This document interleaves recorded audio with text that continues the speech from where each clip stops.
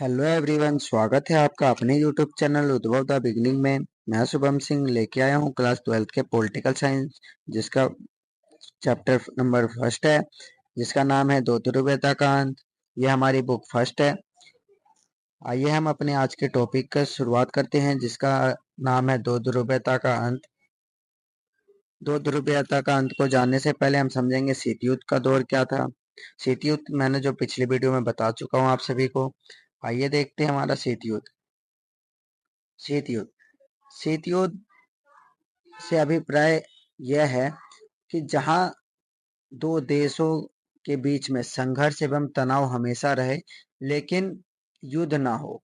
युद्ध का तनाव बना रहे, युद्ध जैसा संघर्ष रहे, युद्ध जैसा माहौल बना रहे, लेकिन युद्ध ना हो।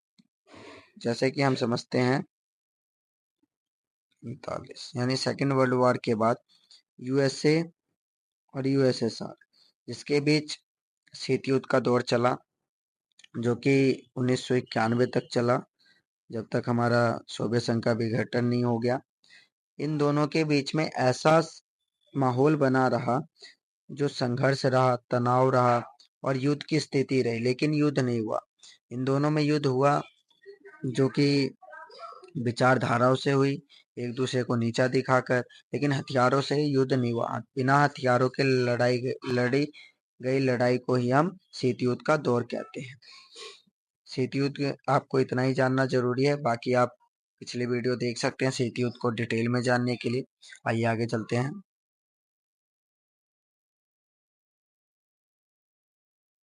हमारा जो टॉपिक है आज का, दो ध्रुवीयता का अंत। दो ध्रुवीयता का अंत से अभिप्राय यह है कि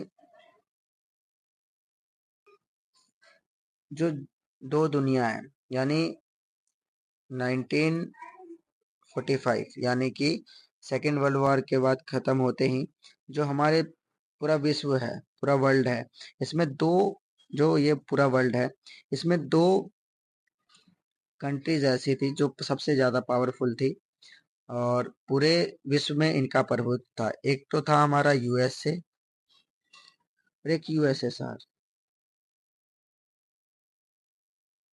कई कंट्री या कई देश यूएसएसआर में शामिल होने लगे, कई देश जो यूएसए में, जिसे हम कहते हैं दो ध्रुव है। अब ये एक ध्रुव कौन बन गया हमारा, यूएसए, और एक ध्रुव कौन बन गया, यूएसएसआर, जिसमें 1991 में यूएसएसआर का विघटन हो गया, जिससे हमारा जो दो ध्रुवीयता का अंत हो जाता है। तो कौन बचता है, ओनली यूएसएसआर, जिसे हम एक ध्रुवीय या एक ध्रुवीय कह सकते हैं, एक एक ध्रुवीय, एक अमेरिका का वर्चस्व कह सकते हैं। आइए हम चलते हैं आगे कि सोवियत प्रणाली थी क्या।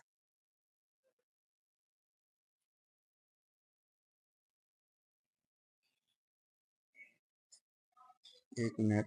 जैसा कि आप सब देख सकते हैं, 1917 की रूसी बोल्शेविक क्रांति के बाद समाजवादी सोवियत गणराज्य संघ यूएसएसआर अस्तित्व में है। जब 1917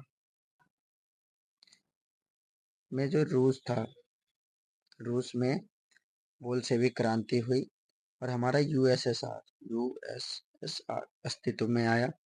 सोवियत गणराज्य कुल 15 गणराज्य थे, अर्थात 15 अलग अलग देशों से मिलकर सोवियत गणराज्य या सोवियत संघ का निर्माण किया गया। जो सोवियत संघ था, जो बोल्शेविक क्रांति यानी रूसी क्रांति के बाद अस्तित्व में आया, ये कितने 15 गणराज्यों से मिलकर बना। ठीक। सोवियत संघ का निर्माण गरीबों के हितों को ध्यान में रखते हुए किया गया। इसे समाजवाद और साम्यवाद विचारधारा के अनुसार बनाया गया। सोवियत प्रणाली, बस, जो सोवियत संघ को गरीबों के हित के लिए बनाया गया, और ये इसमें जो धाराएं थी, वो गरीब लोगों के हितों को ध्यान में रख के बनाया गया था, और ये यह पूंजीवाद का विरोध करता था। आइए फिर आगे देखते हैं सोवियत प्रणाली की विशेषता क्या थी। सोवियत सोवियत प्रणाली पूंजीवाद व्यवस्था का विरोध तथा साम्यवाद आदर्शों से प्रेरित था। जो सोवियत संघ था वो हमारा पूंजीवाद, यानी कि जो पूंजीपति लोग थे, जो निजी प्रॉपर्टी यानी प्राइवेट सेक्टर को का विरोध करता था। सोवियत प्रणाली में नियोजित अर्थव्यवस्था थी, यानी प्लान। ये प्लान के साथ चलता था, यानी नियोजित, तय करके कि आगे आने वाले कुछ सालों में क्या होगा, कैसे होगा, ये सभी तय करके चलाया जाता, जिसे सोवियत प्रणाली में नियोजित अर्थव्यवस्था थी। कम्युनिस्ट पार्टी का दबदबा था। कम्युनिस्ट पार्टी बोले तो एक पार्टी, पूरे देश में एक पार्टी एक रूल, इस टाइप की एक कम्युनिस्ट पार्टी थी जिसका पूरे देश में दबदबा था। न्यूनतम जीव स्तर की सुविधा, बेरोजगारी ना होना, सभी को रोजगार करने की अनुमति थी और बेरोजगारी नहीं थी। उन्नत संचार प्रणाली थी। सबसे यहाँ कह सकते हैं कि यहाँ एक सुई से लेकर बड़े से बड़े कार, मशीन सब यहीं पर इनके घर पे, यानी सोवियत संघ में ही उत्पाद किया जाता था। ये इतना विकसित था। मिल्कियत को प्रमुख रूप से राज्य का स्वामित्व, यानी निजी प्रॉपर्टी को में डायरेक्ट सरकार का हस्तक्षेप रखा, प्राइवेट सेक्टर को नहीं रखा इन्होंने। उत्पाद के संसाधनों पर राज्य का नियंत्रण, जो यानी कि जैसे प्राइवेट सेक्टर कह सकते हैं, उद्योग, खेत, इन सब पे किसका अधिकार था? डायरेक्ट सरकार का। आइए हम देखते हैं फिर दूसरी दुनिया के देश। दूसरी दुनिया के देश, ये आप सब देख सकते हैं, बीच में हमारा जर्मनी है। 1961 में 1961 में हमारा जो जर्मनी है, जर्मनी के बीच में एक दीवार बनाई गई जिसे हम कहते हैं बर्लिन की दीवार। आगे आप पढ़ेंगे बर्लिन की दीवार, बर्लिन की दीवार जो 1961 में बनाई गई। जो पूर्वी जो पूर्वी यूरोप के देश थे और ये पश्चिमी यूरोप के देश थे। पूर्वी यूरोप के देशों को, यानी जो सोवियत संघ के देश थे, उसे कहने लगे दूसरी दुनिया के देश, दूसरी दुनिया के देश। और जो पश्चिमी थे उन्हें पहली दुनिया के देश कहा जाने लगा। जो हमारा जर्मनी था, जो 1961 में, इसके बीच में एक दीवार बनाई गई जो जर्मनी को विभाजित करता है पूर्वी जर्मनी से। जर्मनी में एक जर्मनी की जो राजधानी थी बर्लिन, बर्लिन में एक दीवार बनाई गई जो 150 किलोमीटर तक लंबी थी।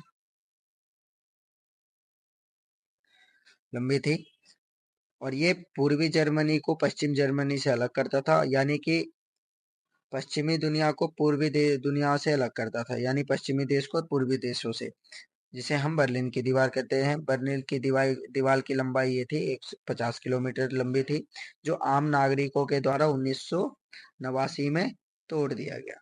आगे डिटेल में पढ़ेंगे।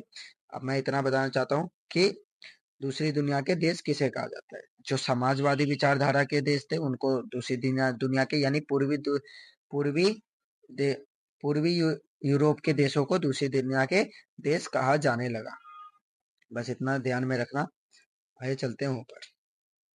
आपको समझ आ गया बर्लिन जर्मनी की राजधानी थी और बर्लिन की दीवार क्या थी। तो आइए हम देखते हैं बर्लिन की दीवार क्या थी। बर्लिन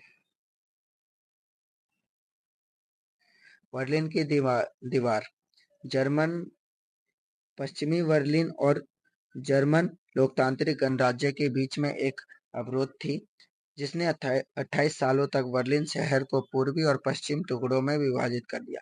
यानी कि जो बर्लिन था, अभी आपको मैप में मैंने दिखाया, बर्लिन को बीच में से, जैसे मान लो इतनी अच्छी ड्राइंग नहीं है, ये बर्लिन है, इसके बीच में एक दीवार बना दी और ये जर्मनी है, इसकी राजधानी बर्लिन, और इसके बीच में दीवार बना दी जो पश्चिमी बर्लिन को और पूर्वी बर्लिन को एक दूसरे से अलग करती है। जो 13 अगस्त 1961 में बना, जो 28 सालों तक खड़ी रही। 9 नवंबर 1989 को आम लोगों के द्वारा ये दीवार गिरा दी गई। बस इतना ही है बर्लिन की दीवार, इतना ही ध्यान रखना। आइए बढ़ते हैं आगे।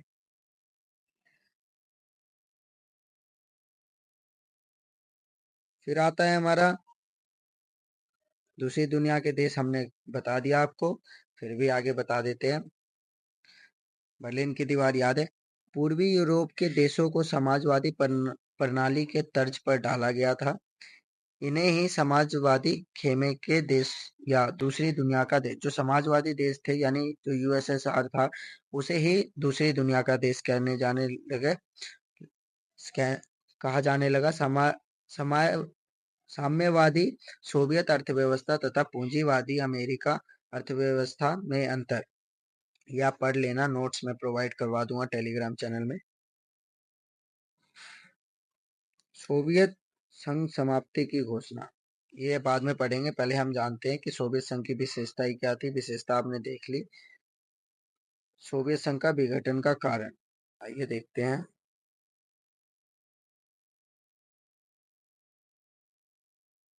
कमियां देखते हैं, फिर उसके बाद हम पढ़ेंगे सोवियत संघ की। सोवियत संघ पर कम्युनिस्ट पार्टी ने 70 सालों तक राज किया। एक चीज बता दूं, जैसे जैसे समय आने लगा, यानी सोवियत संघ समय में आगे बढ़ता गया। एक मिनट, हम सब जानते हैं कि सोवियत संघ का विघटन 1991 में हुआ। इसके कई कारण थे, जैसे कि नागरिकों की राजनीतिक और आर्थिक आकांक्षाओं को पूरा न करना, यानी जो नागरिक थे, नागरिकों के जो आर्थिक स्थिति थी वो दिन प्रतिदिन खराब होते गई, उनकी आकांक्षाएं पूरी नहीं होती थी। रोजमर्रा की जिंदगी में जो सामानें चाहिए, जो रोज की जीने के लिए चीजें चाहिए, जैसे कपड़ा, रोटी, मकान इत्यादि, वो सरकार पूरी नहीं कर पा रही थी। सोवियत प्रणाली पर नौकरशाही का, जैसे जैसे सोवियत संघ के जो उच्च अधिकारी थे वो लोगों को सताने लगे, उन पे अपना हक जमाने लगे और उनका शिकंजा कसता चला गया, वो लोगों को दबाने लगे। कम्युनिस्ट पार्टी का बुरा शासन, यानी जो कम्युनिस्ट पार्टी थी उसने ऐसा बुरा हाल कर दिया था कि लोगों को आज़ादी नहीं थी, वह ना खुलकर विरोध कर सकते थे सरकार का, कह सकते हैं तानाशाही टाइप का। आगे क्या है, सोवियत संघ में अपने पैसों और संसाधनों पर पूर्वी यूरोप में अधिक लगा। ये कह सकते हैं जो सोवियत संघ जैसे दूसरे देशों को अपने अंदर, मतलब कहते थे, दूसरे देशों पे जब कब्जा करते थे वहां पर खूब सारे सैनिकों के ऊपर अपना धन खर्च करा, हथियारों के होड़ में लगा कि हथियारों पर संपन्न देश बने, ज्यादा से ज्यादा हथियार लगे, यानी जो देश का ज्यादातर पैसा था, ज्यादातर इन्वेस्टमेंट करी गई वो हथियारों पे करी गई, लोगों के भलाई के लिए नहीं करी गई। ये एक बहुत बड़ी कमियां थी, कमियां भी कह सकते हैं और कारण भी। लोगों को गलत जानकारी देने की ये सोवियत संघ विकास कर रहा है, कि लोगों को बताया गया कि जो पश्चिमी देश हैं वो अभी भी सोवियत संघ से पीछे हैं, लेकिन ऐसा है नहीं, था नहीं कि सोवियत संघ आगे है, लेकिन ऐसा कुछ था नहीं। जो पश्चिमी देश थे यानी यूएसए, वो बहुत ज्यादा यूनिटी कर रहे थे और सोवियत संघ से बहुत ज्यादा आगे चले गए थे। संसाधनों का अधिकतम प्रयोग, परमाणु, अभी मैंने आपको बताया कि हथियारों को होड़ में लग गए थे और ज्यादा से ज्यादा हथियार एकत्रित कर रहे थे। प्रौद्योगिकी और बुनियादी ढांचे में पश्चिमी के मुकाबले पीछे रहे, यानी जैसे जैसे अभी आपने पढ़ा था कि सुई से लेके कार तक ये घर में बनाते थे, लेकिन जैसे जैसे समय बीता वैसे वैसे सोवियत संघ पीछे जाने लगा, क्योंकि ये हथियारों पे ज्यादा पैसे लगाने लगा। लोगों के भलाई पे ना सो नहीं सो लोगों की भलाई की नहीं सोचते थे ये लोग, और ज्यादातर पैसा अपना सं, संसाधनों पे ना खर्च करके हथियारों पे खर्च करा, इसलिए इनका बुनियादी ढांचा चरमरा गया। रूसी रूस की प्रमुखता, यानी सोवियत संघ जो 15 गणराज्य था वो किसकी बात मानते थे, रूस की। और रूस का उत्तराधिकारी भी ओ यूएसएसआर का उत्तराधिकारी भी रूस था, तो ये भी एक कारण था। गोरबाचेव द्वारा किए गए सुधारों का विरोध, गोरबाचेव, मिखाइल गोरबाचेव, ये भी आपका डिटेल में पढ़ाऊंगा अभी। जो गोरबाचेव थे उन्होंने दो सुधारों की नीति चलाई थी, जिसे अभी पढ़ेंगे आगे। इनकी नीतियों को भी इन्हीं के लोगों ने दबा दिया, जो सफल नहीं हुआ। फिर अर्थव्यवस्था गतिरोध व उपभोक्ता वस्तुओं की कमी, अभी आपको बताया खाना कपड़ा लोगों तक नहीं पहुंचता था, जो रोजमर्रा की जिंदगी में जो जरूरत की चीजें थी वो लोगों पे नहीं पहुंचती थी। राष्ट्रवादी भावनाओं पे संप्रभुता की इच्छा का हुआ, अब लोग धीरे धीरे जागरूक होने लगे, वो पश्चिम देशों के बारे में जानने लगे, उनको पता चलने लगा कि वो आगे हैं, हम पीछे हैं, हमारे देश में क्या चल रहा है, लोग जागरूक होने लगे। इस वजह से ये भी एक कारण था। और जो पार्टी थी, जो सोवियत संघ की पार्टी थी, कम्युनिस्ट पार्टी, वो जनता को जवाब दे ही नहीं थी। जनता कुछ भी पूछती थी, उसको वो दबा देते थे, उसको जवाब नहीं देते थे। सेंसरशिप था, आप समझते हो सेंसरशिप होता है कि जो न्यूज़पेपर और टीवी चैनल है, वो वही छापेगी जो सरकार चाहेगा, उसके अलावा सरकार कुछ नहीं छाप सकती। अभी हम पढ़ते हैं गोरबाचेव के सुधार क्या थे। मिखाइल गोरबाचेव, मिखाइल गोरबाचेव ने दो प्रमुख नीतियां लागू की थी, ग्लासनोस्ट और पेरेस्ट्रोइका। ये रूसी शब्द हैं।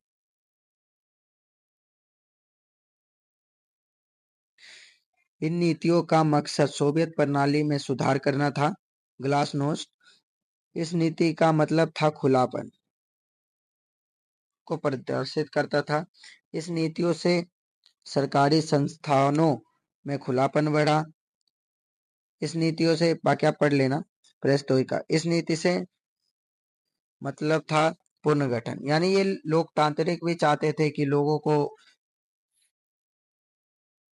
से ऊपर सेंसरशिप हट जाए, लोगों को लोकतांत्रिक मिले, लेकिन इनको ये सोवियत संघ में विचारधारा, ये अपने विचारधाराओं से सोवियत संघ में उन्नति लाना चाहते थे। इन्होंने चाहा कि जो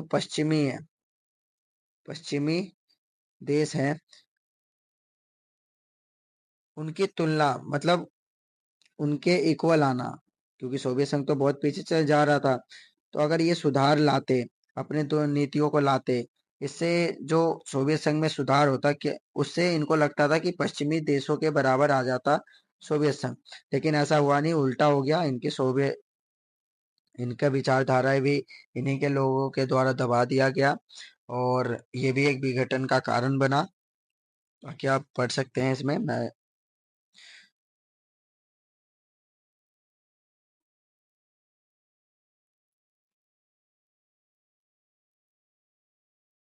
सोवियत संघ के विघटन के कारण आपको पढ़ा दिया गया। फिर आता है हमारा, नहीं, परिणाम। सोवियत संघ के विघटन, सबको पता है 1991 में सोवियत संघ का विघटन हो गया। 15 गणराज्य इनसे हटके एक अपनी अलग अलग राष्ट्रों में से शामिल हो गए, एक नए देश बन गए। फिर आता है सोवियत संघ के विघटन के सबसे बड़े परिणाम क्या हुए। सोवियत संघ के सबसे पहला परिणाम आप सब जानते हैं कि सोवियत संघ का विघटन होते ही जो दो ध्रुवता का अंत हो गया। अब एक ही पावर बची पूरे विश्व में, वो है अमेरिका। तो इसलिए कहते हैं अमेरिका का वर्चस्व हो गया। आगे नोट्स में पढ़ते हैं, शीत युद्ध का संघर्ष समाप्त होते, दूसरी दुनिया का पतन हो गया। जैसा कि अभी बताया, दो ध्रुवता का अंत हो गया, एक ध्रुवीय विश्व अर्थात अमेरिका का वर्चस्व। अभी बताया, हथियारों की होड़ में समाप्ति, सोवियत खेमे का अंत, और 15 गणराज्य का उदय, नए नए देश बन गए 15। विश्व बैंक और अंतरराष्ट्रीय मुद्रा कोष जैसी संस्था ताकतवर देशों को सलाहकार बन गए। जो ताकतवर देश, अब जो नए नए ताकतवर, अब एक ही बचा, अमेरिका। और नए नए देश जो बढ़ रहे थे उस समय, ताकतवर बने नहीं थे, जैसे चाइना वगैरह। तो उनको अब सलाह कौन देती थी? विश्व बैंक, अंतरराष्ट्रीय मुद्रा कोष, रूस, इन सबको सलाह देने का काम था इनका। ये भी अस्तित्व में आए। रूस सोवियत संघ का उत्तराधिकारी बना। जो बिट्टो पावर है, जो हमारा सुरक्षा परिषद है, उसमें बिट्टो पावर किसको मिला? रूस को। विश्व राजनीति में शक्ति संबंध परिवर्तित हो गया। समाजवादी विचारधारा, एक ये सबसे बड़ा क्वेश्चन है, समाजवादी। अगर समाजवादी विचारधारा इतना सही होता, तो क्या सोवियत संघ का विघटन होता? तो समाजवादी विचारधारा पे प्रश्न चिन्ह लग गया, और जो पूंजीवाद उदारवादी व्यवस्था पर वर्चस्व, यानी पूंजीवाद का वर्चस्व बढ़ गया। शॉक थेरेपी को अपनाया गया, उदारवादी लोकतांत्रिक का महत्व बढ़ा। शॉक थेरेपी, आइए जानते हैं इसको भी, शॉक थेरेपी क्या था।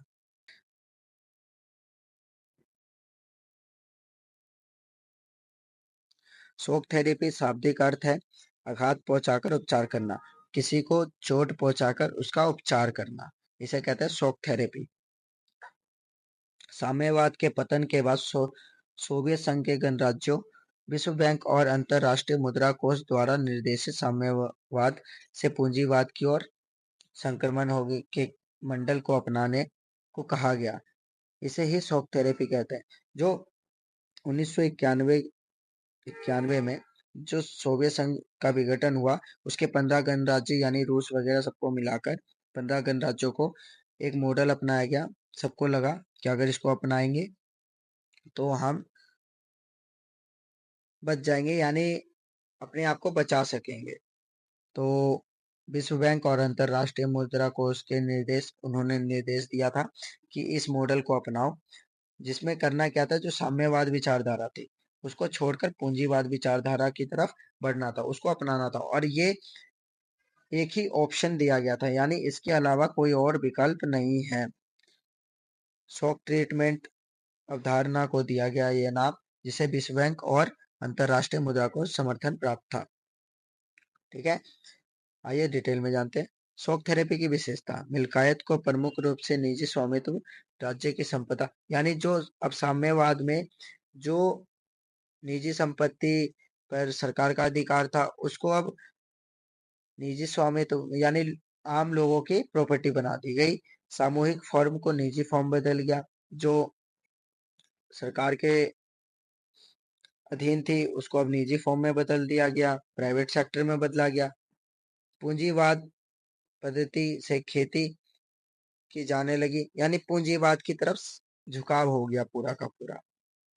मुक्त व्यापार व्यवस्था, अब ये देश अपने सभी देशों यानी किसी भी देश से मुक्त व्यापार कर सकती थी। मुद्राओं की आपसी परिवर्तन, अभी अपने मुद्रा से दूसरे देशों की मुद्राओं से व्यापार कर सकते थे, यानी मुद्रा चेंज एक्सचेंज, मतलब जैसे हम करते हैं ना डॉलर में, उस टाइप का। पश्चिमी देशों की अर्थव्यवस्था से जुड़ाव, यानी ये पूंजीवाद से जुड़ा हुआ, यानी पश्चिम के देशों से भी जुड़ा हुआ इनका, उनसे भी व्यापार हुआ। पूंजीवाद के अतिरिक्त किसी भी वैकल्पिक व्यवस्था का अभी मैंने बताया कि विश्व बैंक ने जब ये मॉडल दिया तो उनको साफ साफ कह दिया गया कि इन देशों के पास यही एक विकल्प है कि ये पूंजीवाद की तरफ चले जाएं, साम्यवाद को छोड़कर, यही एक विकल्प है। शॉक थेरेपी के परिणाम, शॉक थेरेपी के परिणाम क्या निकले? रूस का औद्योगिक ढांचा चरमरा गया। जैसे साम्यवाद से पूंजीवाद की तरफ गए, वैसे रूस का जो औद्योगिक ढांचा था वो चरमरा गया, उसका लेवल गिरने चला गया। रूसी मुद्रा जो रूबेल था उसमें गिरावट आ गई। समाज कल्याण की पुरानी व्यवस्था नष्ट हो गई, जो समाजवादी की व्यवस्था थी वो नष्ट हो गई। सरकारी रियायतें खत्म हो गई, ज्यादातर लोग गरीब हो गए। लेकिन जो सरकारी रियासत थी, मतलब लोगों को जो पेंशन वगैरह मिलती थी वो खत्म हो गई। और जो अमीर लोग थे, अमीर लोगों को ज्यादा प्रभाव इससे पड़ा नहीं, जो गरीब थे और गरीब होते चले गए। और उनके बीच में बहुत बड़ा अंतर आ गया, यानी ये अमीर है ये गरीब, इनके बीच में बहुत ज्यादा अंतर आ गया।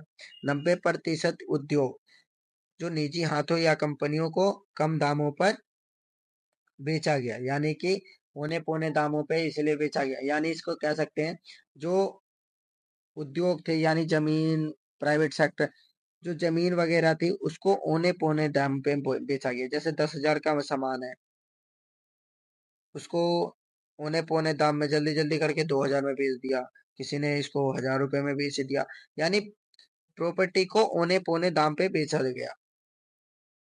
आर्थिक विषमता बढ़ी, मतलब लोगों और गरीब होते गए, उनमें बहुत ज्यादा अंतर आ गया। अमीर अमीर होते हो गया और गरीब बहुत ज्यादा गरीब हो गए, यानी गरीब थे लेकिन और ज्यादा हो गए।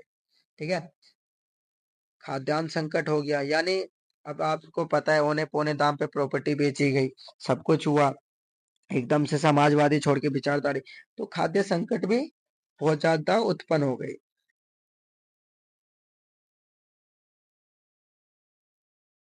आइए आगे देखते हैं, फिर हमारा क्या बचता है। इसी को, हाँ एक चीज और, इसी को हम ग्रास सेल भी कहते हैं। ग्रास सेल पढ़ लेते हैं, एक मिनट। ग्रास सेल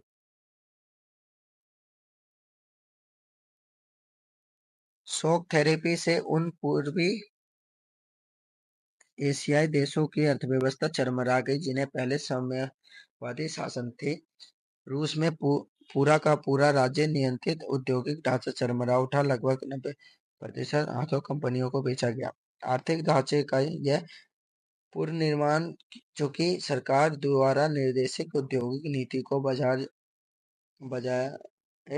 बाजार के ताकती कर रही थी। इसलिए यह कदम सभी उद्योगों को मटियामेट करने वाला साबित हुआ। यानी जो उद्योग थे जो बेचे गए, उन सबको मटियामेट कर दिया, यानी मिट्टी में मिला दिया, औने पौने दाम पे बेचा गया। और इसी को ग्रास सेल भी कहा जाने लगा। जो भी मैंने आपको ऊपर बताया सेम वही है, इसी को ग्रास सेल भी कहा जाने लगा। मध्य अपरते ग्रास सेल की जैसी हालत उत्पन्न होने का कारण, महत्वपूर्ण उद्योगों की कीमत कम से कम करके आंकी गई और औने पौने दाम पे बेचेगी। मतलब जब एकदम से झुका हुआ, तो जो उद्योग कारखाने वगैरह थे, जमीन वगैरह थी, उनको औने पौने दाम पे, अभी बताया 50,000 का है तो उसे 2,000 में बेच दिया, 2,000 इतने औने पौने दाम पे बेचा गया। इनके पास कोई ऑप्शन था नहीं बेचने के अलावा, क्योंकि आर्थिक संकट भी था। हालांकि ऐसे बिक्री में भाग लेने के लिए सभी नागरिकों को अधिकार था, पर अधिकार पत्र दिए गए थे, लेकिन अधिकांश नागरिक ने अपने अधिकार पत्र काला बाजारियों के हाथों में भेज दिया। अब आपको ही पता है, इन देशों के पास ज्यादा पैसा थे नहीं, तो इन्होंने जो अपना जो पत्र था वो काला बाजारी यानी दूसरे देशों के व्यापारियों को भी भेज दिया। वो भी आगे बढ़ चढ़ के इसमें हिस्सा लिए और कम से कम दामों में उद्योगों को खरीदा।